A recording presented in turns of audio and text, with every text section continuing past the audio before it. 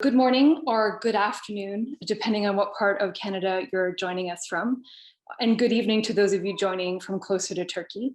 It's just after 8:30 p.m. in the evening here in Istanbul, so I think we're going to start.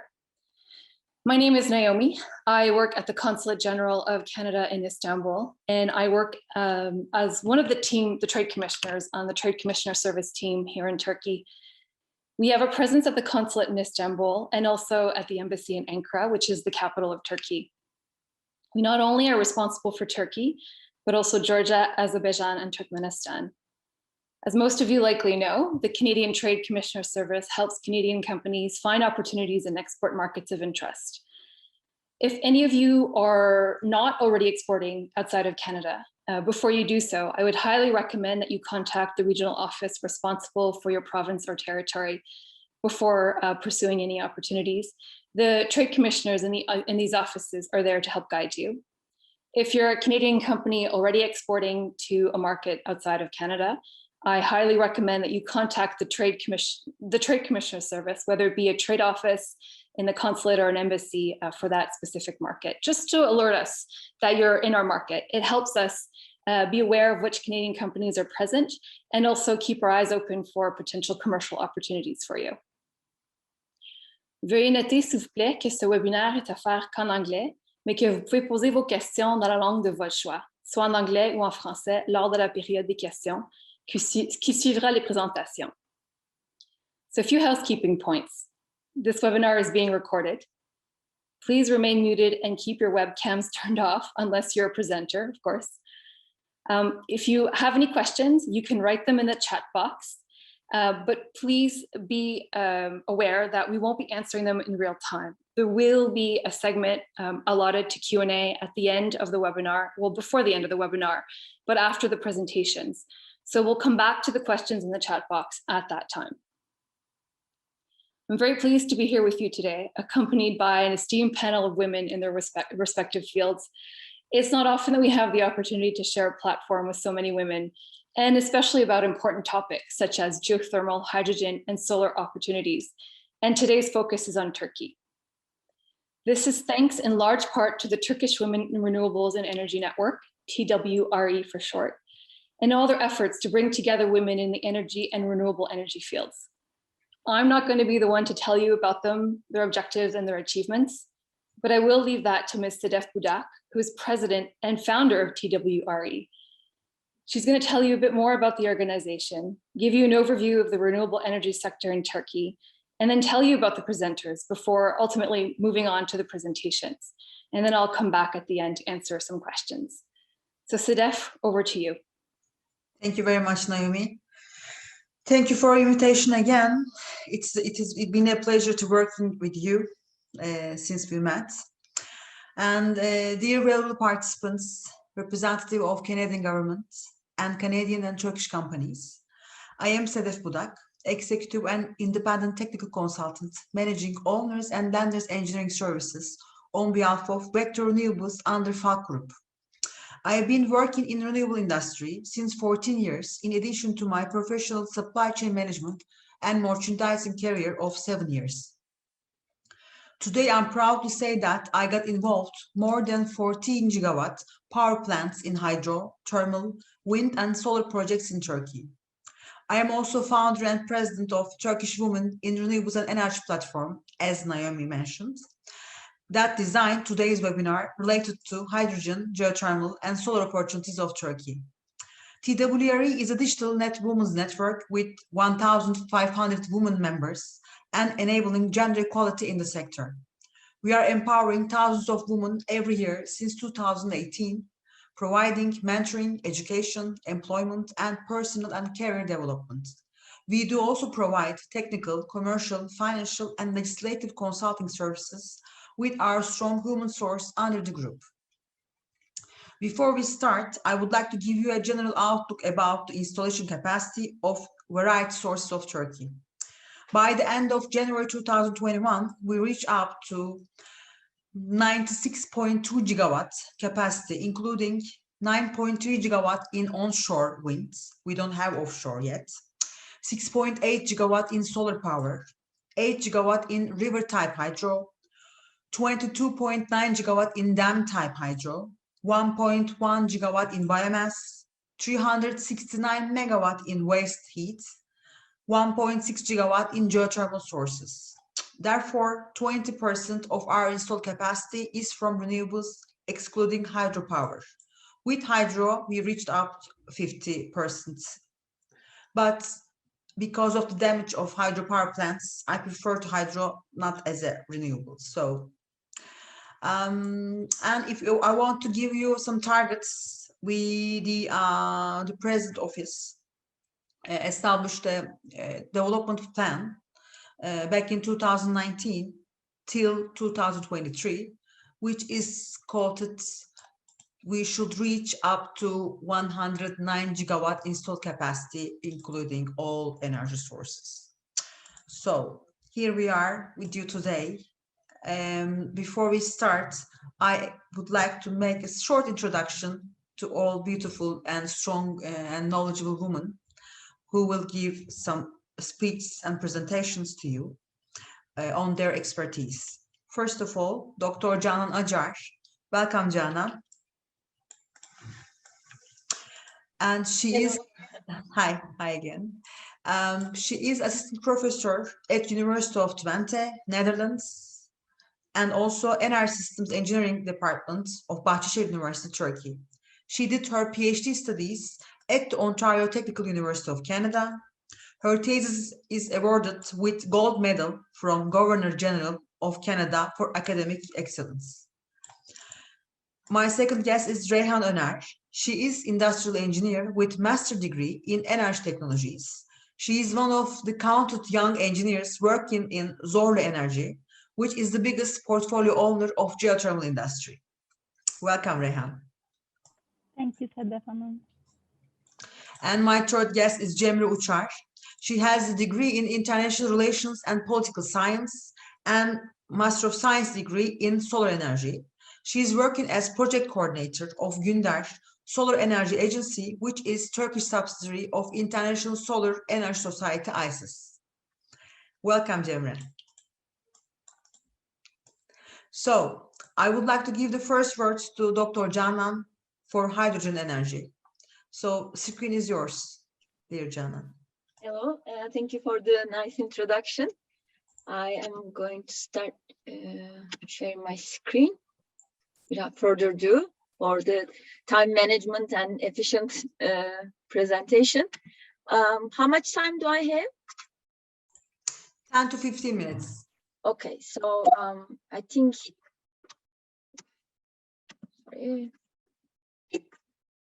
you see it in full screen right now. Okay, yes, thank you. As Sedef introduced me, I'm a member of Turkish Women in Renewable Energy Network, and I have been working in the field of hydrogen energy for about 15 years. So far, I worked in the production, storage, and use of hydrogen. And today I'm going to talk about hydrogen, potential of hydrogen in Turkish energy sector. A quick introduction here, because I think the numbers are like really showing the potential here. One of the numbers is actually the energy consumption per capita. It increased more than 7 times in the 55 years in Turkey. And when we look into the primary energy consumption, it increased 20 times in the same time interval. That corresponds to about additional 30 terawatt hours per year. But when we look into the share of energy sources in that mix, we see that despite all of the developments, solar and wind have remained within the limit of 5%, because one of the reasons is actually the high to electrify sectors. Solar and wind has to be stored in reliable manners.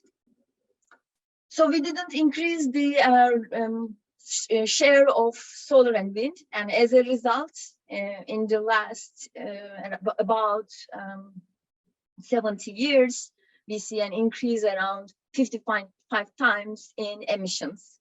And these emissions, 90% of them come from fossil fuels. And I would like to highlight the importance that 95% of these fossil fuels are imported to Turkey. So Turkey, for energy independence and emissions reductions, there is a really striking need to use locally available solar and wind resources that you're going to see in later presentations, because unlike my friends who are going to deliver the presentations, hydrogen is not an energy source. It's an energy carrier, it's an energy storage medium, and it could enable the large-scale deployment of all renewable sources. But when we look into, I'm going to do one more thing about the emissions, because if we want to reduce emissions, we see that it is highly energy related. As a matter of fact, from 1990 to 2016, the share of energy-related emissions increased from 73 to 86%, and this is increasing. So if we're going to start reducing emissions and reducing dependence on foreign fossil fuels, energy sector is where to look at, and hydrogen is an enabler to reduce emissions because it is an enabler of long-term seasonal storage of renewables, longer distance of distribution compared to electricity. So hydrogen has advantages. Renewable hydrogen costs decreased around 80% in the last 10 years only. And we see the strategic importance and growing momentum in the industry. Hydrogen Council has launched the first report announcing their operations in the beginning of 2017 with 13 members.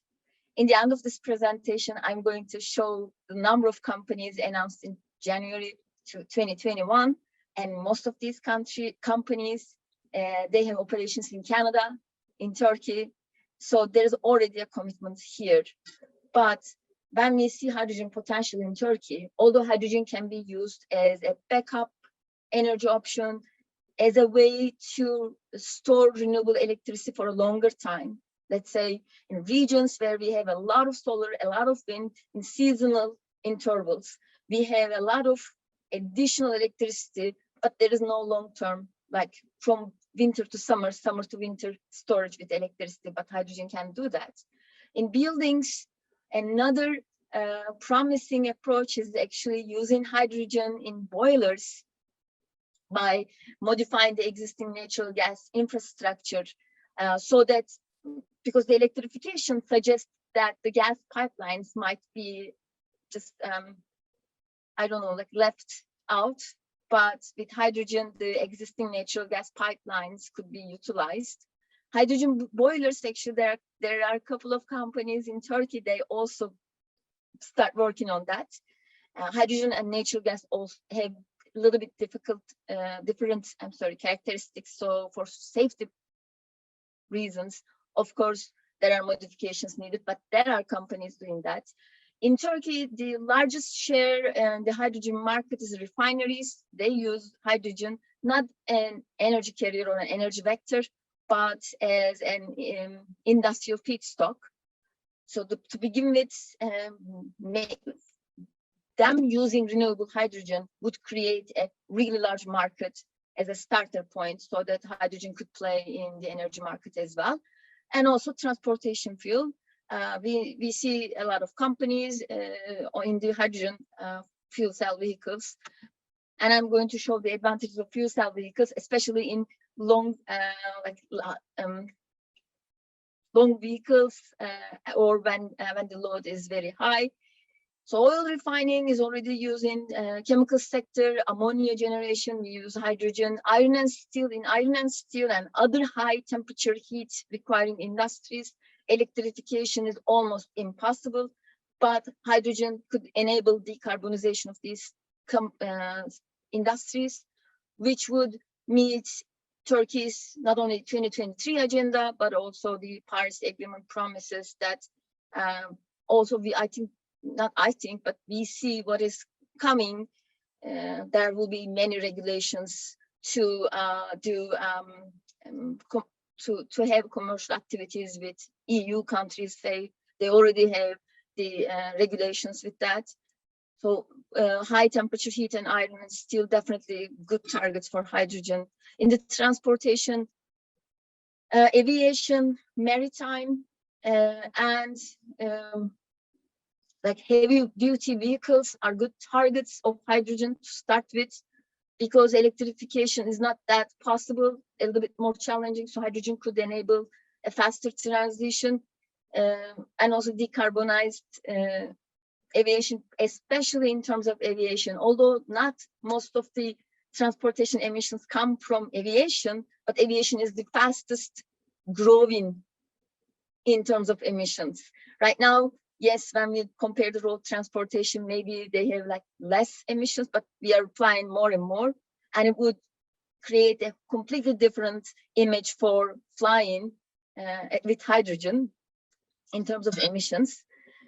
There are established applications with hydrogen. We see fuel cell vehicles, but in the short term, still aviation, high temperature heat, and buildings. We already see activities in Turkey.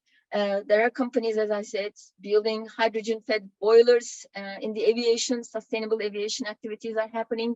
But in the long term, definitely in district heating systems, decarbonization of the buildings, decarbonization of the industry, and complete elimination of fossil fuels together with electricity. That is the long-term strategy. What do we need for this to happen in terms of hydrogen? The network investment, gas quality and safety, because most of the hydrogen using devices, they are sensitive to impurities in the gas mixture. So that there is one thing to tackle. System enhancement, hydrogen, although it is the simplest, most abundant element in the universe, in most cases safe, but its combustion characteristics are different than natural gas. Definitely the systems need to be enhanced to minimize losses, enhance safety. In all steps, there is carbon reduction. Obviously, producing hydrogen from fossil fuels don't mean that we are reducing emissions. So there is one thing to be careful about, and 100% hydrogen, meaning that what one potential is hydrogen replacing natural gas, and together with electricity replacing all fossil fuels. In terms of hydrogen activities, due to COVID-19, the event that was going to take place in Istanbul last year, World Hydrogen Energy Conference, is going to take place in 2022. It has been happening since 1976. There are thousands of speakers from hundreds of countries, and there are like more than 3,000 delegates every year.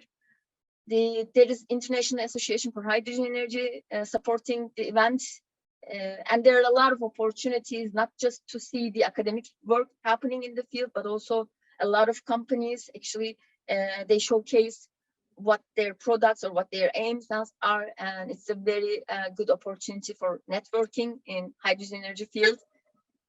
I talked about Hydrogen Council. I didn't want to name company by company because I was afraid I could like just forget one. So here is what Hydrogen Council published a month ago.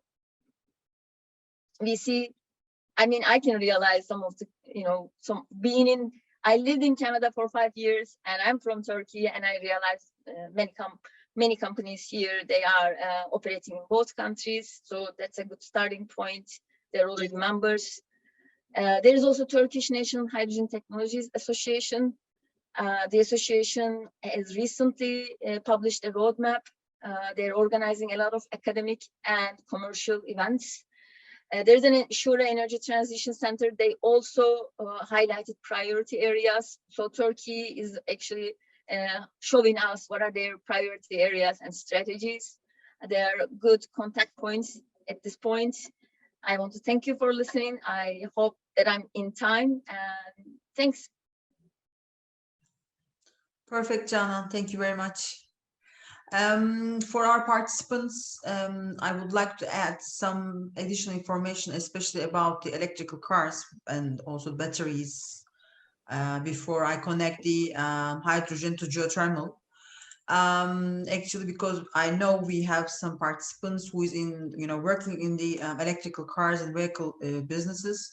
So first of all, we haven't fully completed our energy transition yet. Not for renewables, but also not the electrical cars. There are some reasons of it.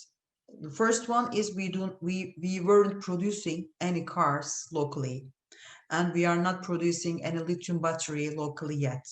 But what is happening this year, actually, we just newly published regulations related to electrical vehicles and also charge stations just last week. And also, I would like to give you some figures. Then I will pass to screen to Reyhan for geothermal. For electrical cars, we have now 2,000 charging stations all around Turkey. And Ford recently announced that they are going to produce all electrical transit cars in Turkey. So they are now building a new factory in Kocaeli, Turkey, to produce electric transit cars. I am not an automotive person, but I presume that it's going to be like assemble house, right, ladies? They are not going to produce, each parts, but they'll probably bring and assemble to some parts, including the engine and the battery parts. So, and they will put a made in Turkey, stamp, and they will start to export the cars. That is what I am foreseeing for Ford. Also for Porsche Turkey started investment related to storage systems in Turkey, 10 million Turkish liras per year. So they just newly announced that. So it is like we started to get more involved with electromobility. And also back in 2018, TOG, Turkish Automotive Enterprise Group Industry and Trade Company, is established with the shareholders of different companies, including Zorlu Holding, which is Reyhan now representing today.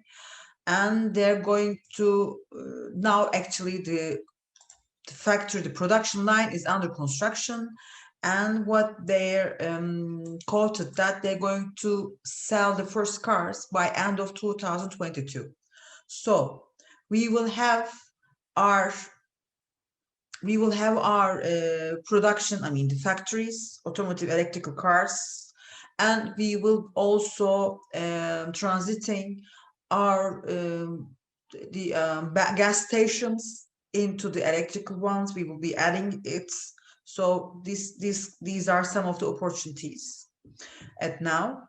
And no, I have a question. I don't have actually any information, but I am also keen to find out.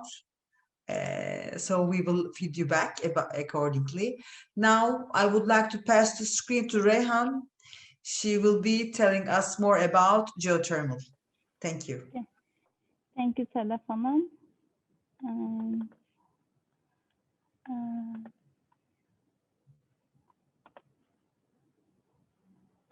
I think you can see all of my screen right now. So as Sedef Hanım mentioned that I am working as a Business Development Assistant Manager at Zorlu Enerji. Zorlu Enerji is one of the important geothermal investors. So according to my experience, I want to give some brief information about geothermal energy opportunities in Turkey. So I want to give some brief information firstly. So geothermal energy is a renewable energy type derived within the subsurface of the earth. Water and steam carry to geothermal energy to the earth's surface. Geothermal energy can be used for the electricity production, but also there are lots of direct uses for geothermal, such as vegetable and fruit drying, district heating, thermal tourism, and greenhouses. So on the map, you can see the geothermal potential area for the world. Outlined the red area are the worldwide zones where the geothermal potential is very high.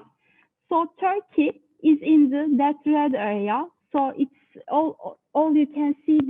Turkey is Turkey has high potential for the geothermal. But on the other hand, all over the world actually have geothermal potential. But geothermal potential can be different by region to region.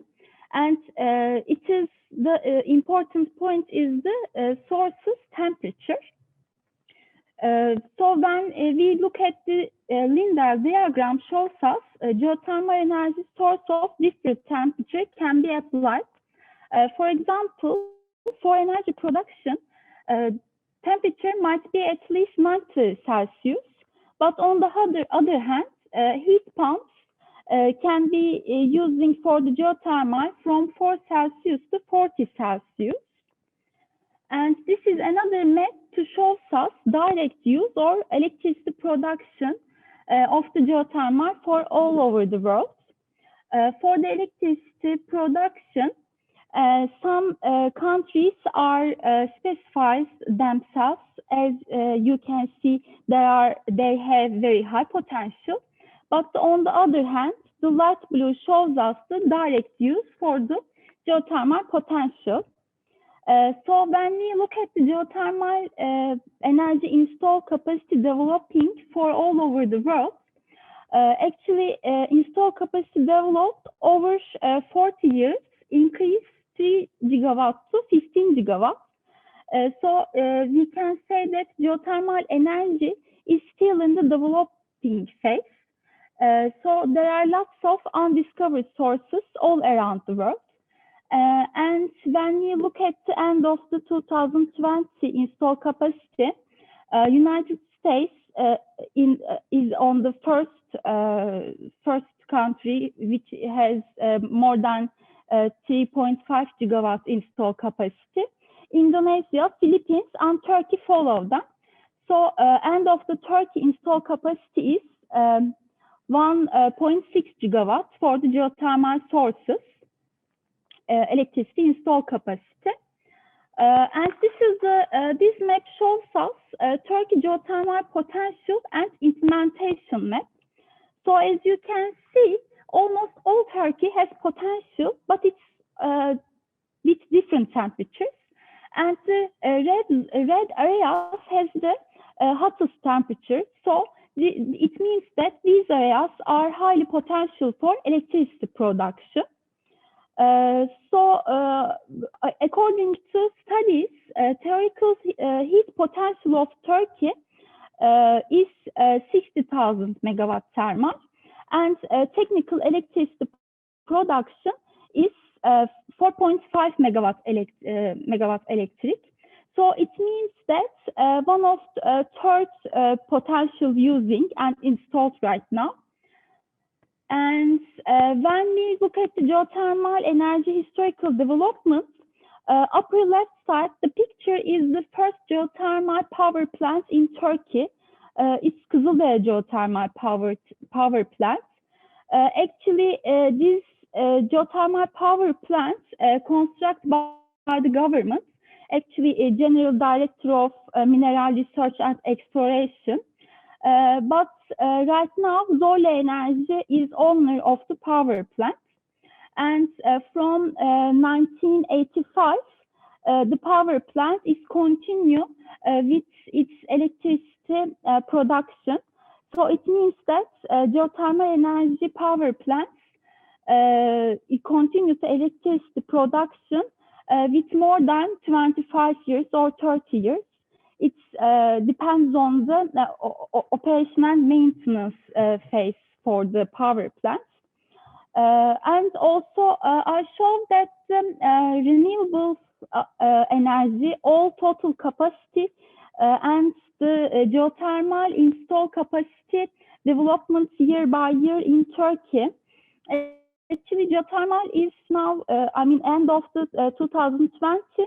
It is 1.6 gigawatts. So we have still lots of potential for the electricity installation. On the right upper side picture, it is actually Büyük Menderes Graben, which is located to Aegean part of Turkey. And it is most of the geothermal power plants located in that area, and those are Aydın and Denizli provinces. When we look at these areas install capacity, it's over 1 gigawatt. So total install capacity developing year by year with the government incentives, of course. There are lots of investors actually play for the geothermal business in Turkey. Before you switch, continue there. When we go back to the previous page, okay. Could you please also tell our audience about, I mean, which technology we are using, and actually which companies, which countries, you know, we are transferring know-how? I know, okay. but yeah, I'll just. Okay. Okay. Actually, I can say that as Zorlu Enerji, I mean, because of my I know more about my company. We use actually binary flash and combine cycle technologies for our geothermal power plants, which means that there are different kind of temperature for geothermal in Turkey, from binary to flash, also the combine technology. Also, for the geothermal investments, we use our know-how in Turkey, but also outside of Turkey, as a globally, especially for the Africa region. There are lots of know-how transfer from Turkey to other countries. So I can give But details. as far as I remember, when I was also trying to make some business for geothermal 10, 12 years ago, I remember we were only, there were only Israeli companies active in Turkey about transferring the know-how. You remember, like Ormat? Yes, you are right. Yeah. Okay. So are they still inactive, or, you know, is there any other European or American or Canadian companies can transfer the know-how? What do you think? Yeah, you are right, Sedef Hanım. Actually, as a Ormat is one of the turbine suppliers in Turkey. It's one of the important binary turbine suppliers. Also, there are lots of Japanese and American companies import, design and import turbine and other important equipment to the Turkey. As a Zorlu Enerji, for example, we use Toshiba and Mitsubishi turbines for our power plants. And also I know that Ormat is one of the top binary turbine producer in Turkey. Also, they have their own manufacturer in Turkey, Izmir. So as a globally, Turkey is a really good market to invest for the geothermal business. And I want to say that when we look at the geothermal project phases, from searching to operational maintenance, there are lots of project development phase, such as drilling, project development, procurement, and construction. Especially when we look at the drilling works, drilling works are one of the most important part of the geothermal business, because reaching the right sources is most important issue for the creating and developing new projects. So drilling works also, it is when we look at the all geothermal business unit price, drilling works is have one of the three for them. I also have another question then, probably sure. Our participants maybe ask as well, but what is the average depth currently you are, drilling? Yeah. And right now, I can say that for the Asian region, the depths are between 2,000 to 4,000 meters. So it depends on the sources that you have to reach, that you have to get. But especially for the Aydın and Denizli region, investor is very depth wealth to reach the sources. As you can see, there's a wealth tower on the picture. So it is opportunity to dealing, the companies can be also a dealing contractor for the geothermal investor. And the other pictures are show that geothermal rock bits, casings, and the chemicals, which are the important production and important parts, equipment for the geothermal business. Actually, for Turkey, we don't have that technology to produce these casings and rock bits. So most of the production are imports from the import products. So there are also some incentives for these products that can investors can use. So you can also be an equipment supplier for the drilling works.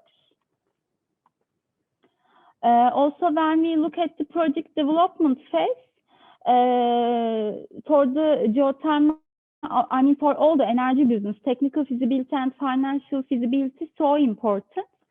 But when we look at geothermal energy unit investment price, it's between 3 and 4 million per megawatt, and exploration and drilling activities constitute one of three of these costs. So this is actually when we compare with the wind and solar business, unit investment cost is very high with the geothermal investment.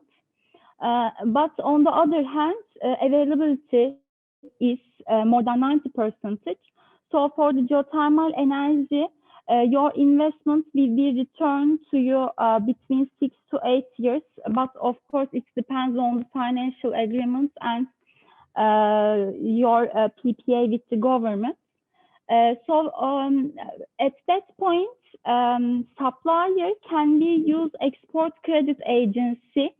So it is also a very good opportunity for the investors to choose you, because most of the energy and most of the geothermal projects can be installed with project finance. And also when we look at the procurement phase, for the flash turbine and binary turbine, we don't have as much as that mature technology in Turkey. So for flash turbine, most of the turbine are imports, but for the binary turbine, there are manufacturers in Turkey. Also, some of the other main equipments like generator, cooling tower, condensers, and heat exchanger, separator, and other BOP products such as pipes and valves. Some of them can be produced in Turkey, but on the other hand, you can be a supplier for those equipments too. So when we look at the geothermal opportunities, actually there are some licensed and pre-licensed projects for Turkish investor right now. But on the other hand, new searching and operating license tenders announced via official gazette. Actually, there are lots of geothermal searching and operating license area. So like twice a month, it is announced via official gazette for different cities, for different areas. That can be evaluating for the investors too. But also, feed-in tariff mechanism is very supportive for these geothermal investments. Actually, right now, there was a feed-in tariff mechanism, but it will be end of this June. but after beginning of the July to end of the 2025, for the electricity price is 54 Turkish lira for per kilowatt hour. But then there will be some local content incentive for the for some part of the geothermal plants. So when we evaluate all of my presentation, you can be as an investor for Turkey, or you can make a partnership with Turkish investors. You can work as a drilling work contractor, or give some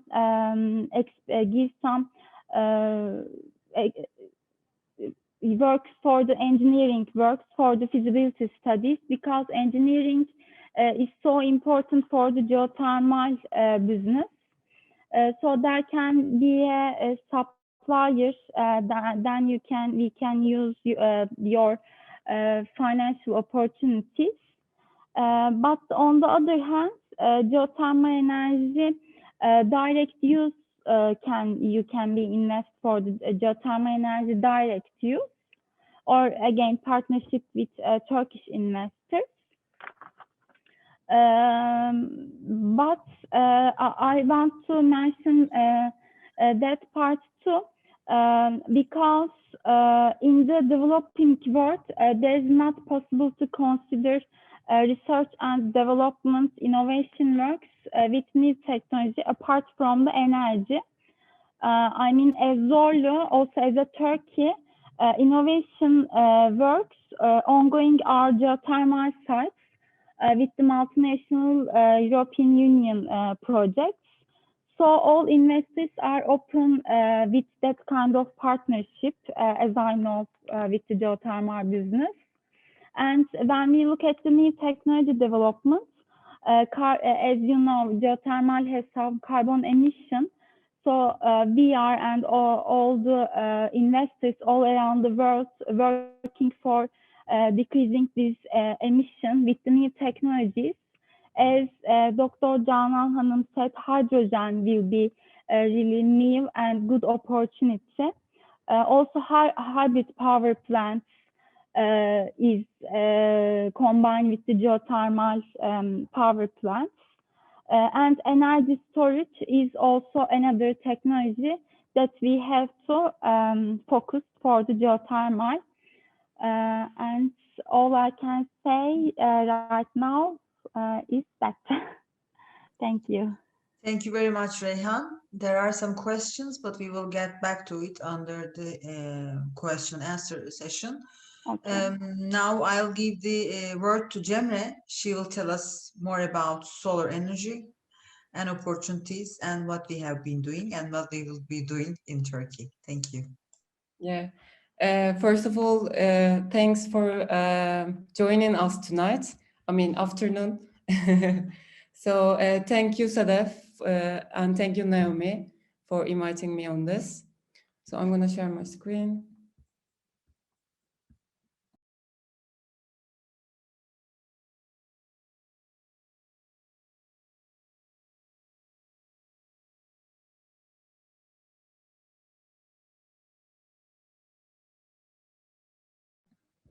Yeah, okay. Thanks for the other presentations as well. So as Sadef also mentioned, I work for ICES, namely Günder in Turkey. It's International Solar Energy Society, Turkey section. So here to talk about the potential of solar in the Turkish energy sector. Let's see the time. Yes.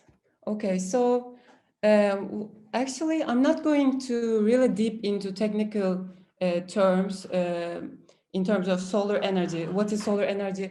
What is the radiation rate in Turkey and so on? Because these rates kind of we memorized in Turkey, and I don't know about this crowd right now, but it can be easily found on the internet. So most of the people know that Turkey has good rate of radiation. So moving from here, we take a look at the global solar energy market. So here, I just want to present this slide because everybody's aware of renewable energy and it's going upward trend, and it's really important for the climate. But it's actually, where are we right now as global figures? Here you can see, check. Here you can see $300 billion in a year investment in 2020. It's been invested. So it's a big portion of money, I would say, and it's 2% uptrend year on year from the year of 2019. So we can say it's 7 successive year. It's relatively good, and solar energy, as you can see in this table, has big portion, has the majority. Also, you can see here in wind as well. Let's move on. Oh. Okay, so this is another, I find it interesting anecdote. So yeah, we know that renewable energy is increasing, but what is the dynamic that why it's increasing so much? And of course, the climate crisis and so on. But here you can see on this table also big oil gas companies also investing so many portion of their portfolios. You can see here Chevron, Aneos, Repsol, BP has their big portion of renewable energy investment. So total investment here in renewables, storage, advanced transport, digital technologies, hydrogen, as Reyhan also mentioned, CCS, which means carbon capture savings, reached almost $60 billion altogether. So we move forward to Turkey's status. As I said, I'm not going to go into really radiation part and so on. So where are we right now in Turkey? Turkey reached a cumulative 6,805 megawatt of installed solar. Let me put you here. As of 2020, here installed power capacity in megawatts. So in renewable capacity graphic, you can see the portion of 13%, and it's almost about 50% in total installed capacity in Turkey.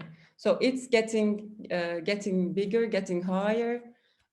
It's getting all the attentions right now in Turkey as well. So here the number of power plants by resources and installed power by primary sources. You can see here solar 37% independent generation company plants, and as licensed plants, I'm going to mention later on, is up to 7,603 megawatts, almost 8,000 megawatt. So it's kind of has the bulk of the licensed. It's unlicensed plants are having the bulk of the portion right now. I'm gonna point out that later on too. So here's the annual growth power graph. So we know that Turkey has its upward trend on electricity usage and power growth. So here is you can see 96,000, almost 97,000 megawatt. So as I mentioned, Turkey's energy demand is growing. What are the dynamics are really effective here? I found this graphic rather useful.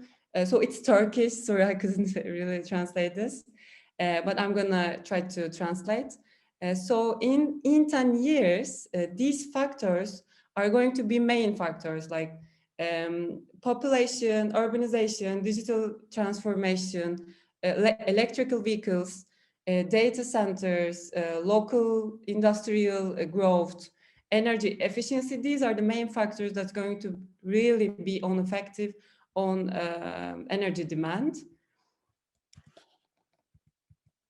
I'm going to come up this later on in the end of the presentation as well. So here are the big current policies in place right now in Turkey. We have in Turkey we have a 11th development plan, which it has its own targets. Most importantly, I'm going to show it. Wait. So the most important thing here, Turkey plans to supply 30% or 160,000 gigawatt per hour of this demand from renewable energy sources, according to government agenda vision for 2023. So here are the, I would say, big targets, common targets, I would say, technology areas for R&D studies, development of new generation high efficiency PV cell and module technologies, development of raw materials and material technologies, healthy integration of large scale power plants to grids, but it's going to go to smaller scales as well. Integration of smaller applications, determining the power plants that can be connected to the grids, development of storage technologies suitable for solar energy. So these are the main conditions it will be developed. So this is the distribution of solar PV installations in Turkey. What are the characteristics of solar energy? I mean, what are the types that has been used in Turkey? So maybe you know, maybe don't know, there is feed-in tariffs, FITs, tenders, auctions, incentive, self-consumptions, net meterings. These are the distribution of solar PV installations in Turkey. So as you can see, feed-in tariffs has its majority here. So I couldn't help myself to so much get into regulations, because if you want to invest in Turkey, at least you need to know some of the major regulations. And of course, everybody has to know, but Turkey has on the edge of developing its scale. So sometimes it can be changed so easily, and sometimes it can be hard to keep up, but it's getting there. So support schemes in Turkey for solar PV investments. You can see here, like in 6 categories, we have unlicensed legislation, licensed ones, YEKA gas model, YEKA gas 2 model, mini YEKA, which means renewable, YEKA means renewable energy areas, zones, resources zones. So here, the new one, the YEK law, so renewable energy resources law. So here, unlicensed legislation, this is kind of early stage of solar power generation. This one's introduced, and people get to know more about what is licensed, how it's going to be used, and so on. Let me check the R as well. Okay. So it really helped. It did go well in Turkey. Licensed, as you can see from the numbers. So licensed 600 megawatt was introduced. I'm going to get in back there later. And this is kind of tender for various locations. YEKA Gas 1, this is maybe most well known. 1 gigawatt in Karapınar, Konya. It's domestically contributed. It's for the domestic usage. It's all the solar panels, R&D, and all sorts of components is going to be produced in Turkey, inside of the Turkey. So YEKA Gets 2 model, not going to go so much deep. It's cancelled, this one, on January 2019. So the mini YEKA, this is also a hot topic right now. Application just completed on this. Can I give you a break at now? So we'll just have a short brief about related to these tendering model. What happened, dear participants? Actually, we run for the open bidding system. The government announced open bidding system to promote investments on the solar. Then what happened?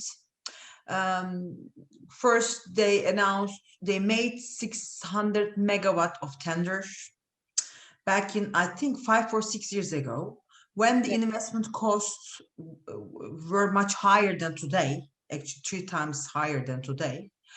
Then the participants who won the tenders, because they given up their income from the feed-in tariff price, they really couldn't find project finance for the 600 megawatts. So they kept it, till these days, to create funds to, wait the investment cost decreased, right, Cemre?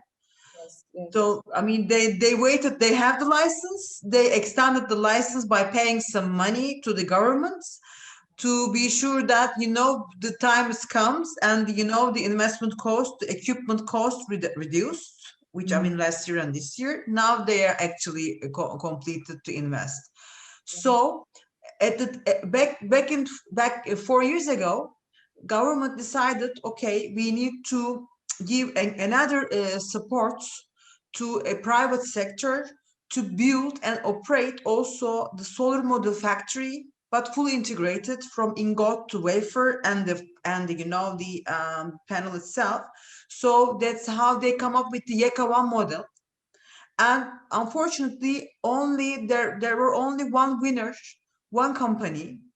So it's not like the privatization, but it's like, one single-handed corporation, which actually is not very clever and suitable for the 21st century. But anyway, that's what they've done.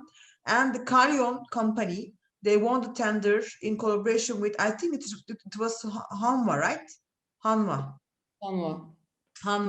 But they couldn't continue the partnership now.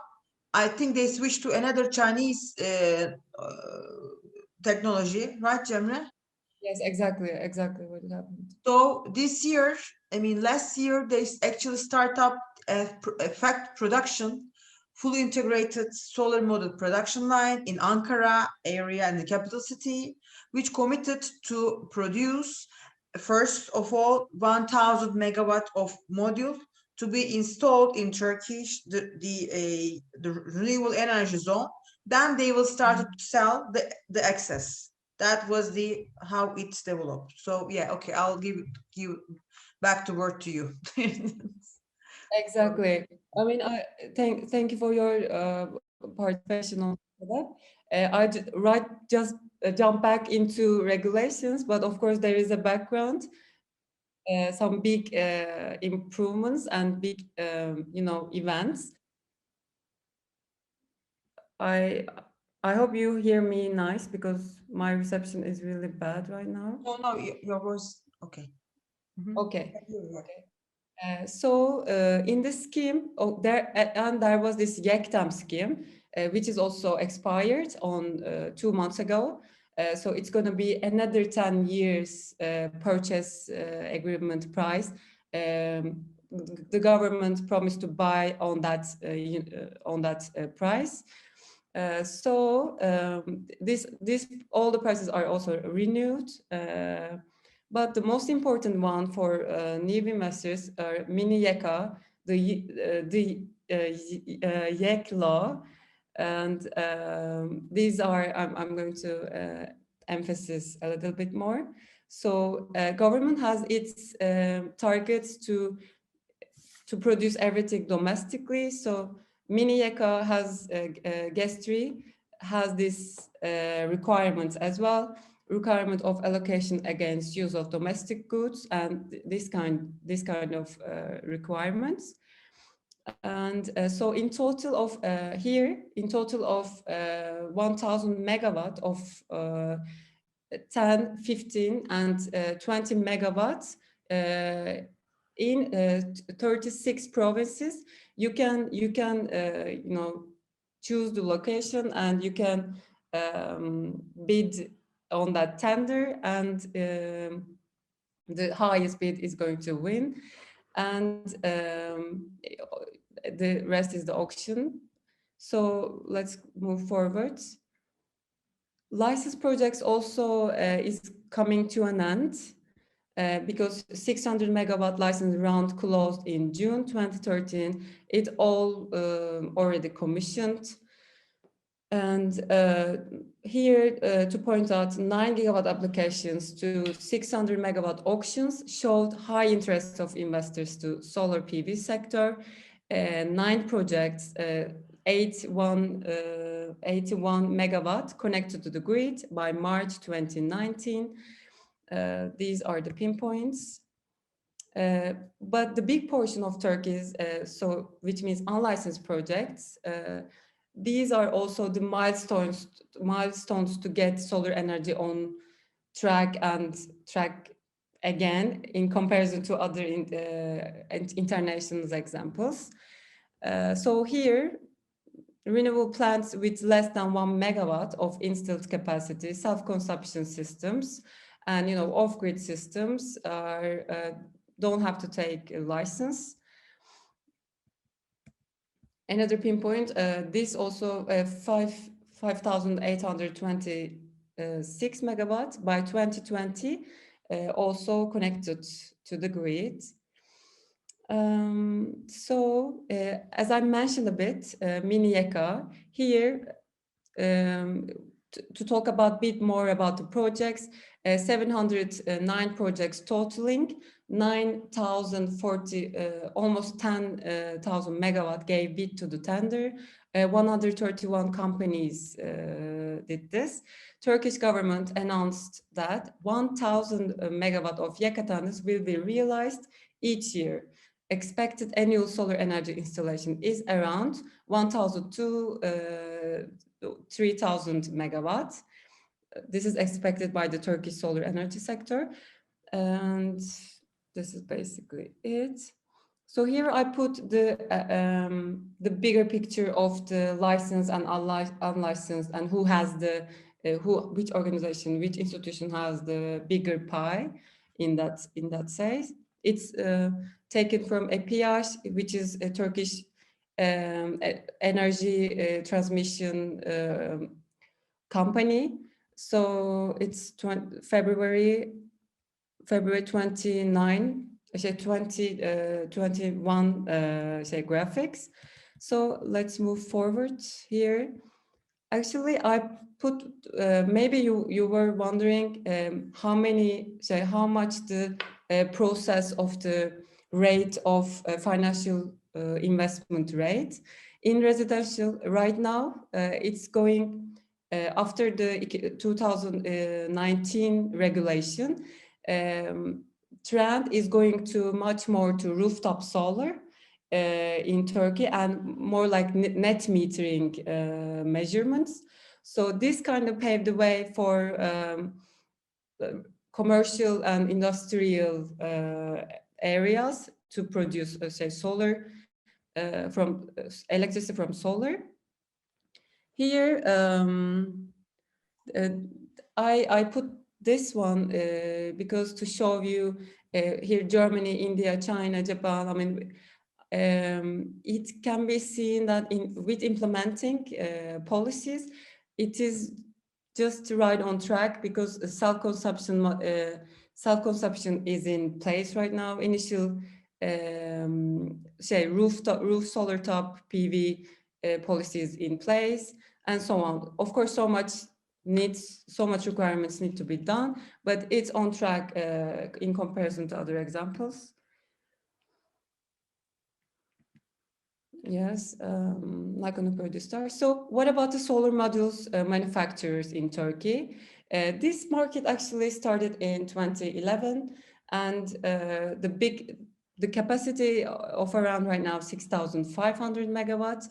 So how many manufacturers are there in Turkey? 30 manufacturers producing solar panels, and 4 local cell manufacturers in the sectors. This is actually an open area for any foreign investors to put energy effort. So our average level of domestic reached almost 60%. So this is also in line with the regulations, because regulations government needs to your plants to be done, produced domestically, all the components. I mean, 51% of the components should be used domestic components. So it's kind of in line with it. And the materials that establish the locality in the PV module are glass, EVA, junction box, and connector. So in the last stage of domestic production, panels can be produced by printing the cell surface. Here I put it because cell production capacity is currently low and the cell is mainly supplied from abroad. As I said, it's open area. What about the CCP? It's concentrated, it means concentrated solar power. We have only one in Turkey, which is called Greenway CSP, Mersin Solar Tower. And another one, as Reyhan Hanım told me earlier, IDOM actually, right? Am I right or not? And it's going to be a partnership with Zorlu Energy, I guess, if I'm not mistaken. So we have also floating PV projects. For the first time, it's got with a subsidiary by Istanbul Metropolitan Municipality. So it has its what is the capacity? 250 kilowatts in the Lake Büyükçekmece area. So this one also interesting news. That's why I wanted to share with you. For the first time, also in the history globally, the first renewable energy certificate issued on the blockchain. So maybe you familiar with IREC and this certificate company. This is also in order to promote investments in renewable energy and use of the international IREC, organized by the Standard International Renewable Energy Certificate, CK Energy support to be received by industrial and commercial customers. So CK Energy is the first one to use this, actually sell in the blockchain market. So what are the other options, potentials for the Canadian companies can run in Turkey?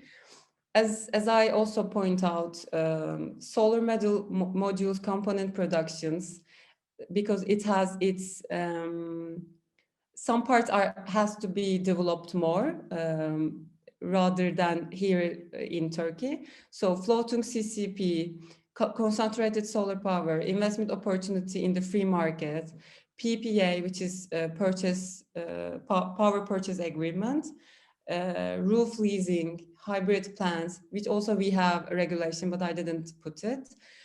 So mini ECA projects. So another components like EVA, glass, and those domestic production quality maybe will be developed in the future. So full automation on tracking system is another option. Hybrid power plant as a secondary source in existing power plants. So there are lots of areas you can see here. It can be used solar energy. Could you please tie it up, please, because we are running out of time. Thank you. Yeah, it's already finished. What time is it? Yeah, it's already finished. So here, yeah, final remarks. So solar energy costs have decreased by at least 5 times compared to 10 years ago. An average annual growth of 10% is expected in the field of solar energy until 2030, and that the sun is it's going to be in the center of growth. Due to the lack of predictable capacity for the non-YECA market in recent years and the fact that self-consumption projects subject to unlicensed productions are more vulnerable to macro trends right now, and domestic producers are affected by the contraction in the sector and have difficulty in making investments. In this sense, it's certain that incentives other than suppressive incentives are needed. So it's like this, as I said, automated and standards can be developed as well. Know-how transaction can be in place. I guess this would be all wrapped up. Thank you. Thank you very much, Cemre. You can stop the screen. Then appreciate for your participation.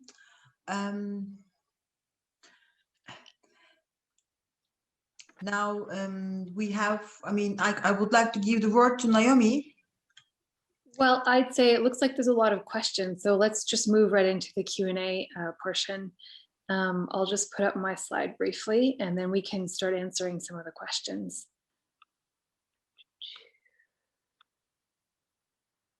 Okay. So Sadef, if you want to go through sorry, I'm just trying to open the chat box just to see some of the questions. I think you would be better placed to direct them to our panelists. Yes, sure. Yeah, to start with Canan, Dr. Canan, we have a question for her. Let me find it out. Yeah.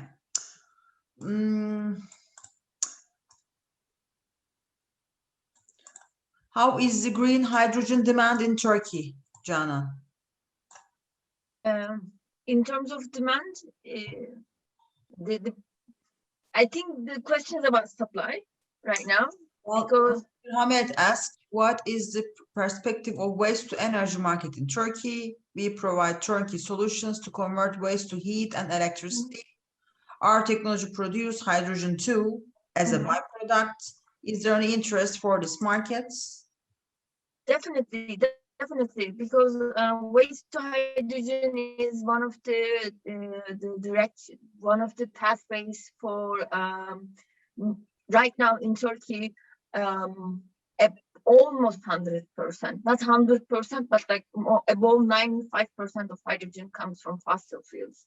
One priority area for us is actually to minimize the fossil fuel dependence and imported fuel dependence. And waste does that. It's an actually promising area. There would be a lot of demand. Starting with the highest hydrogen buyers, that strategy could be implemented countrywide. Yes, thank you. I think that answer will be sufficient. Thank you, Canan. I also have a question for Rehan. I'm trying to find it out.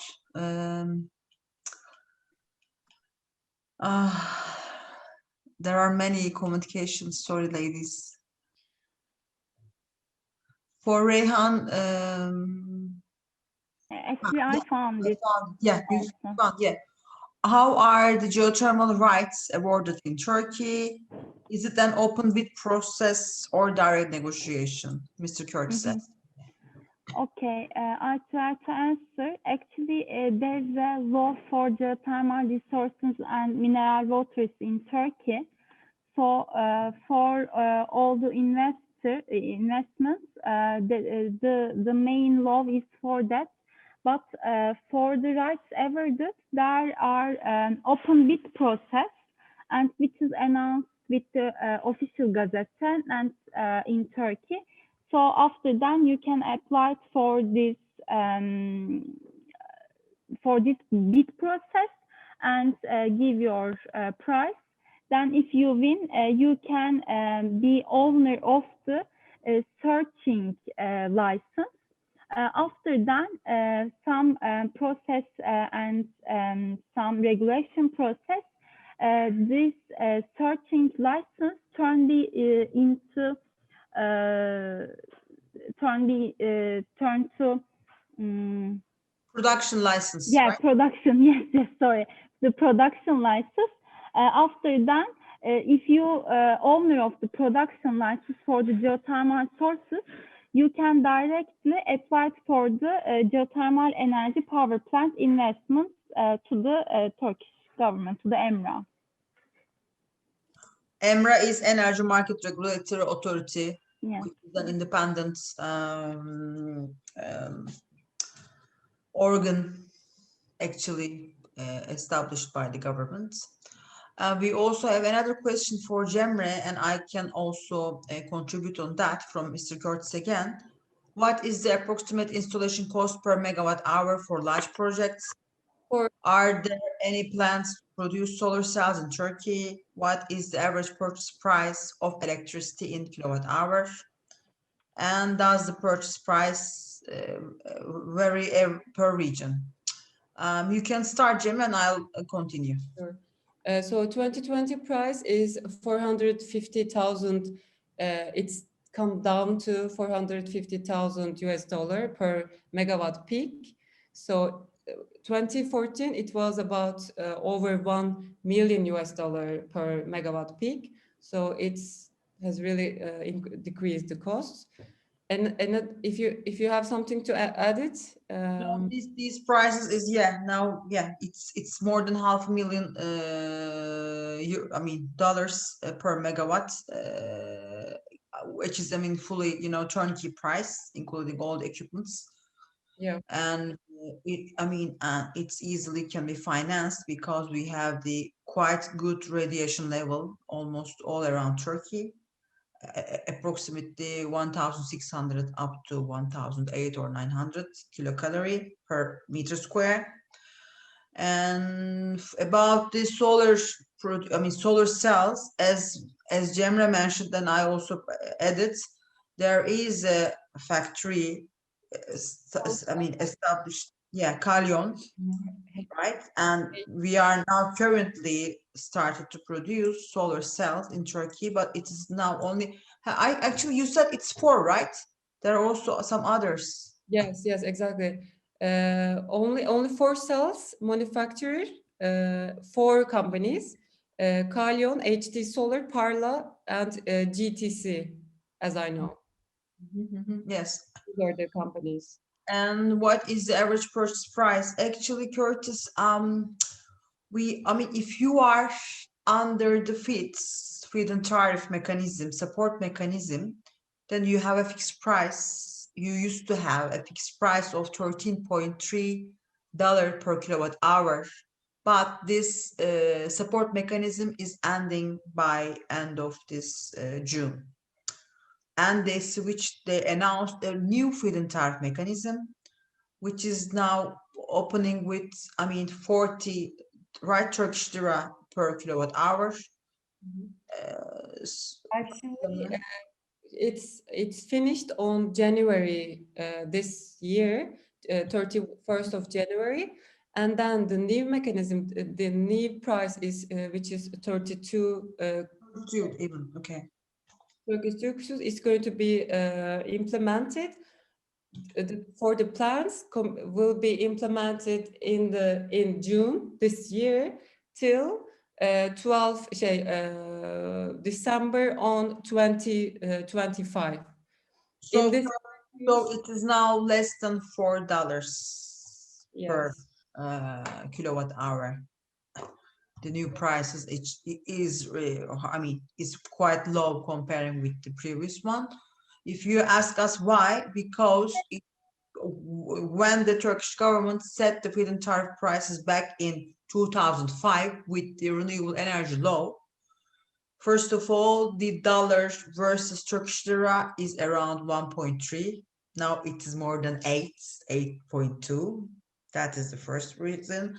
And the second reason is when you in the country, when you want to open a new area for like renewables investments, you have to support, you have to give something to the investors, private equity first.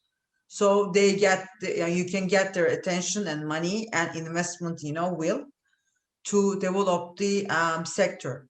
So what's happened in Turkey back in 2005, our first renewable energy law published, and after 2007, 8, and 9, and 10 till to here, the tenders and the grid, the capacities were allocated for the renewables with the feed-in tariffs. So that's how we reached out so many megawatt installed during the last 10 years.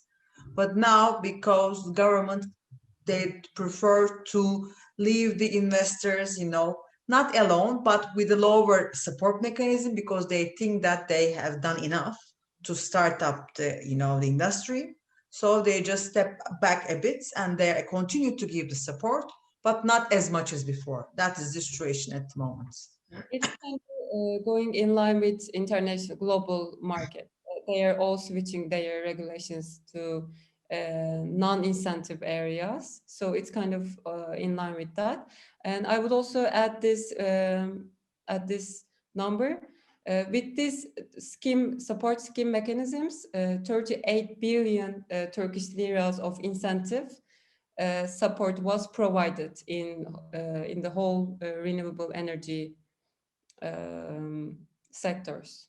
So this is the number. Yes, Okay. thank you, Cemre. So maybe I'll just jump in really quick in the interest of time. I think we're going to wrap up fairly shortly. If there are any, pressing questions, I'd encourage you, maybe we'll take one, maybe two more to put them in the chat box now. Otherwise, any questions that you have, I can compile them and share them with our panelists. Email them at the address on your screen. And like I said, I can compile them and share them, and we'll get back to you at a later date. We just won't answer them live during the webinar. But Sedef, maybe one more question, if there's one in the chat box that you'd like to answer. I have one more question about actually related to hydrogen. To Jana.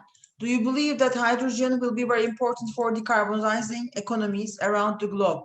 We have a question for you, Jana. I believe hydrogen has, I missed the second part. Do I believe what? Do you believe the hydrogen will be very important for decarbonizing economies around the globe and also Turkey? I want to use one word. I'm a scientist. I don't use the word believe because it's facts and figures. I'm not talking about what I believe. I'm talking about the need. Right now, the electrification of global primary energy supply is a lot less than the renewable energy share in the electricity.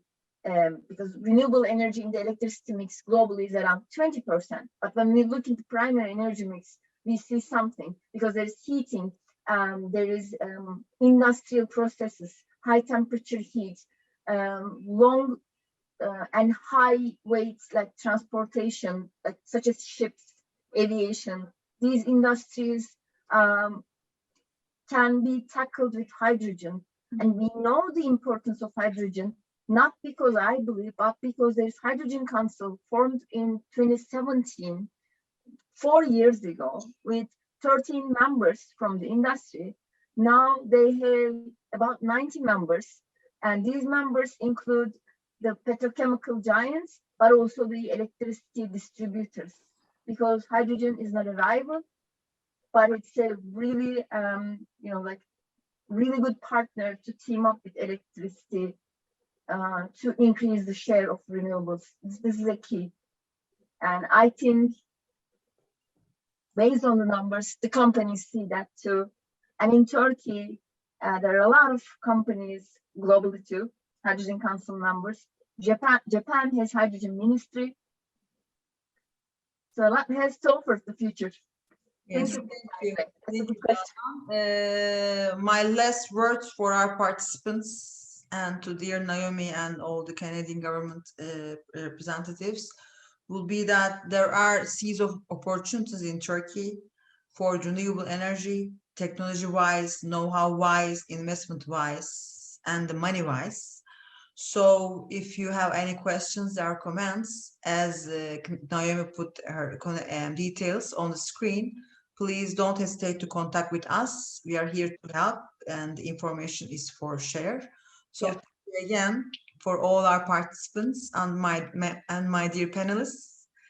And thank you, Naomi, again for the invitation and for giving us this opportunity to be together with the dear Canadian companies and people. Thank you.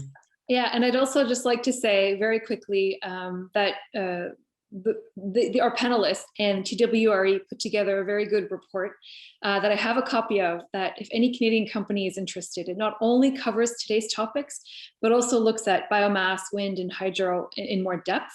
Please, again, email me at the address on your screen. I can share a link to a copy of that report. If you have additional questions, reach out to me, please, at this address. And I also use whatever messages I receive to send to our colleagues on the screen who are presenting today. And I'll share any information with them as well. So thank you so much.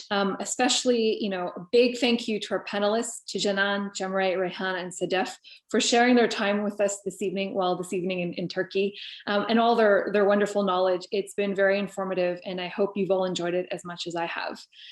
So merci, thank you, iyi akşamlar.